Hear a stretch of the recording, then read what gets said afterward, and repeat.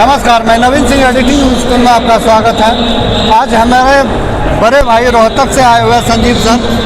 तो सर आप ये बताइए कि हम तो अभी आपका 3 मैच देख रहे हैं, तो हम ये जानना चाहते हैं कि सबसे पहला कि पवई क्या है? पवई एक विचारधारा है जो चाहती है फोटोग्राफी समाज हमारा ऐसा संगठित हो ताकि व्यवसाय को उभारा जा सके। उसी विचारधारा को लेकर ही पवई का निर्माण हुआ। अभी तक जो हम लोग देख रहे थे, संगठित करने के ऊपर लोगों का एक ध्यान केंद्रित नहीं था। हम लोग पवई के माध्यम से पूरे देश के फोटोग्राफरों को संगठित करने में लगे हुए हैं और हम चाहते हैं कि हर जो एसोसिएशन है डिस्ट्रिक्ट लेवल पर वो इतनी मजबूत हो, उनके साथ फोटोग्राफर इतनी अच्छे से उनका जुड़ाव हो ताकि व्यवसाय के अंदर आ रही परेशानियों को दूर किया जा सके। अच्छा, इसमें जैसे कि हम देखते हैं आजकल ग्राफर जो पुराने हैं वो अच्छी तरह से स्किल में डेवलप हो, ठीक है, परंतु अभी जो नए आ रहे हैं, नए में इसकी कमी दिखती है। ऐसा ये कह लीजिए कि अभी जो आजकल का युवा है, ये ज्ञान को ना जल्दी से पूरा अर्जित नहीं करना चाहता।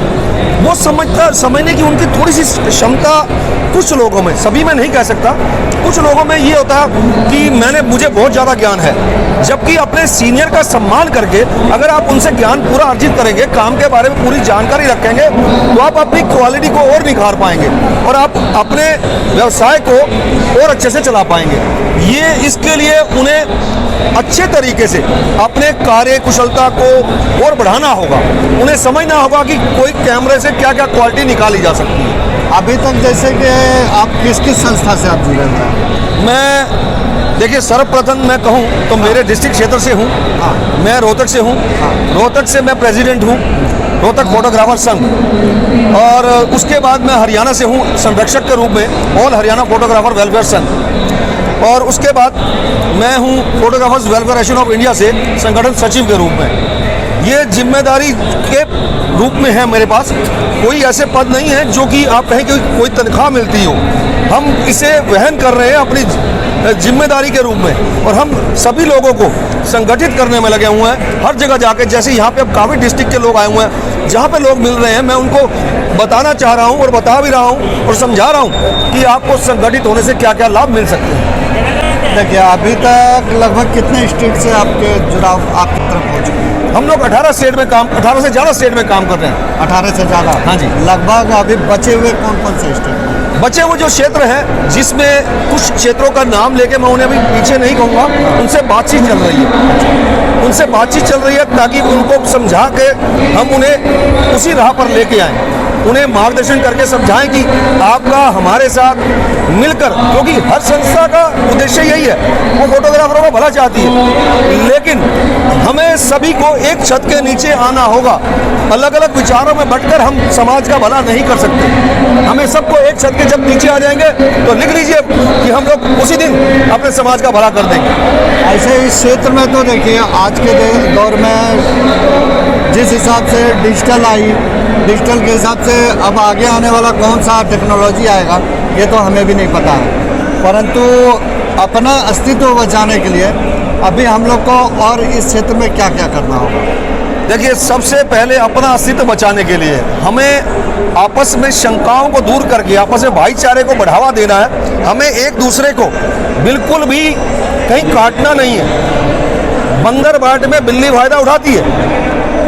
हम सभी फोटोग्राफरों को चाहिए मिलकर रहें और मिलकर ही आप लाभ ले सकते हैं अपने क्षेत्रों के अंदर। और हमें इस व्यवसाय को बचाने के लिए, आपने देखा होगा आजकल लोग मोबाइलों से फोटोग्राफी कर रहे हैं, यूट्यूबर्स लोग लगे हुए हैं। यूट्यूबर्स का एरिया अलग है।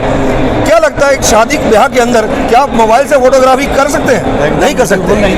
आपका चाहे 120 मेगापिक्सल का कैमरा, इसका मोबाइल का लेंस क्यों ना हो, आपका 24 मेगापिक्सल का जो कैमरे का लेंस है वो बहुत पावरफुल है, इससे ज़्यादा उसके अंदर क्षमता ज़्यादा है क्वालिटी के अंदर।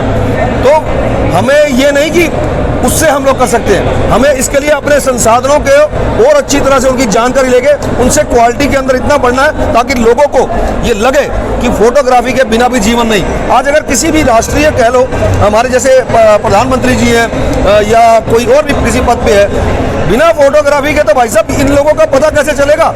अगर उनका कोई पिछला कुछ देखना है तो हमें पिछले के लिए हमें वीडियो को रिवाइंड करना पड़ेगा कि उस समय उन्होंने क्या किया था। बिना फोटोग्राफी ये जीवन संभव नहीं है। देखिए, सबसे बड़ा चीज़ है कि धरोहर को अगर कोई चीज़ सहेज के रखना है तो फोटोग्राफी के माध्यम से होना ही है, चाहे कोई भी क्यों ना हो। बिना फोटोग्राफी के आप समझिए कोई भी विवाह संपन्न नहीं हो सकता। एकदम, ये तो एक तरह से समझ जाइए कि हर एक का परिवार का एक अंग बन गया। बिल्कुल बिल्कुल, जिसको आप छोड़ नहीं सकते। हम लोग असल में काम ज़्यादा लपेटने के चक्कर में ना हम लोग अपने स्वाभिमान को खोए हुए हैं। जिस समय हम लोग काम किया करते थे, आप भी अच्छी उम्र के हैं, उस समय फोटोग्राफी के अंदर ना जो एक हमें सम्मान दिया जाता था, वो सम्मान आज कहीं ना कहीं कम है।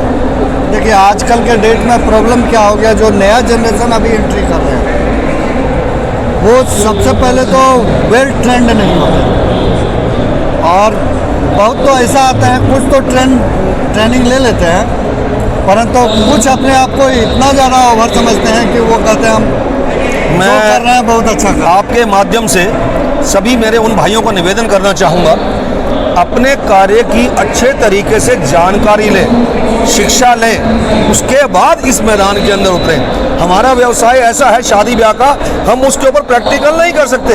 शादी ब्याह अगर खराब हो गया तो एक बार कहीं है वो, ये रीटेक का नहीं है कि रीटेक हो जाएगा, ये एक ही बार का कार्यक्रम है। इसके लिए ग्राहक भी आजकल सोचता है कि मैं उस फोटोग्राफर को अनुबंध करूं जो कि मेरी शादी को बहुत अच्छी तरीके से शूट कर पाए। अच्छा, एक चीज़ और बताइए, जैसे आप तो कई संस्था ऑपरेट कर रहे हैं, सबसे जुड़े हुए हैं, इसमें जैसे आपका वेलफेयर जो एक संस्था है, तो इसमें कैसे और जुड़े आदमी, और जुड़ने के बाद उनको क्या क्या बेनिफिट हो? मैं कहूँगा किसी भी व्यक्ति को हमारी संस्था से जुड़ने का कोई लाभ नहीं है। मुझे आप ईमानदारी से बताएं, हाँ, आपके क्षेत्र में अगर कोई घटना घटित होती है, क्या मैं उड़कर पहुंच पाऊंगा? संभव। तो वहां पर किसको आप ही से जुड़ना चाहिए, उसे वो लोकल जो संस्था है उसको उसके साथ जुड़ना है। जो डिस्ट्रिक्ट लेवल की संस्था है उसे जुड़ना है अपनी स्टेट बॉडी के साथ, स्टेट बॉडी जुड़ेगी इंडिया बॉडी के साथ। और ध्यान रखिए, जो स्टेट बॉडी कोई भी अगर आपको आई कार्ड बना के दे रही है, मुझे बताइए वो उस आई कार्ड का क्या कभी आपको लाभ मिलेगा? ईमानदारी से कभी नहीं मिल सकता, सिर्फ दिखाने के लिए। अगर आप, सबसे बड़ी चीज़ है कि हम जो संगठन हो गए उसका बेनिफिट मिले। बिल्कुल, जो हमें एक छत के नीचे सारा फोटोग्राफर आ रहा है, बिल्कुल उसकी आपकी डिस्ट्रिक्ट संस्था को मजबूती मिलनी चाहिए।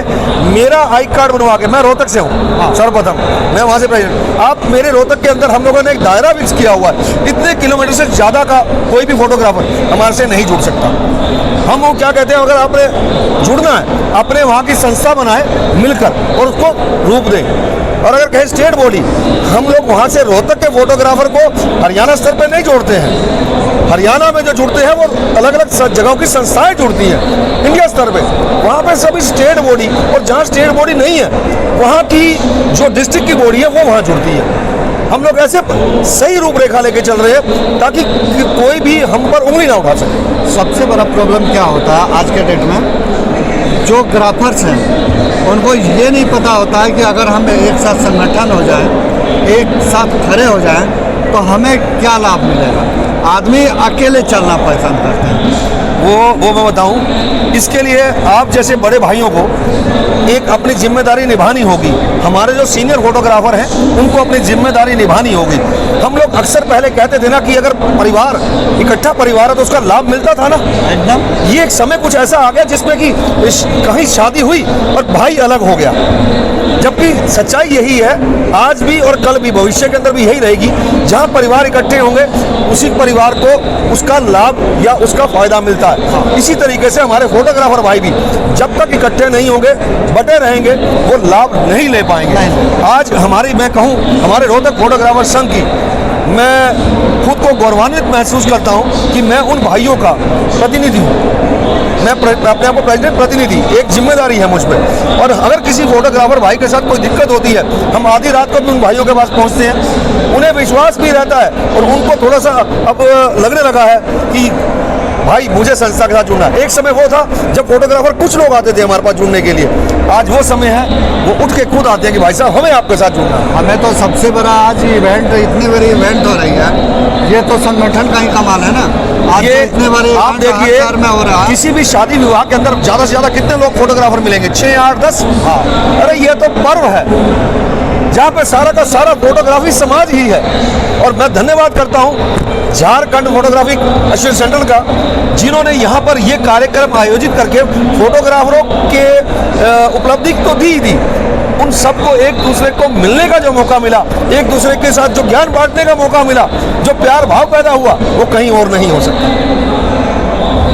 चलिए ठीक है, तो अब आगे के लिए विदा लेते हैं।